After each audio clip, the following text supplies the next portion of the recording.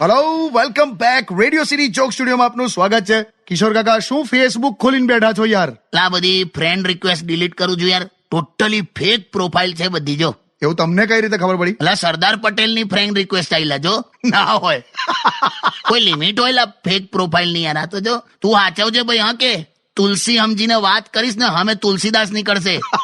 પણ હું તો આમાં પડતો જ નથી. હું ડિજિટલ પ્રેમમાં નથી, પ્રેક્ટિકલ પ્રેમમાં છું. એ જ હારું. પણ મારે એમાં પણ પ્રોબ્લેમ થઈ ગયો યાર. મારું બ્રેકઅપ થઈ ગયું. આ તો કોમન ફ્રેન્ડ્સ હોય ને, એને કહેવાનું પેચઅપ કરાવી દેલા. પણ કોઈ જાણતું જ નથી તો અમારા પ્રેમ વિશે. અમારા પ્રેમમાં 2 જ જણ ગવાહ હતા.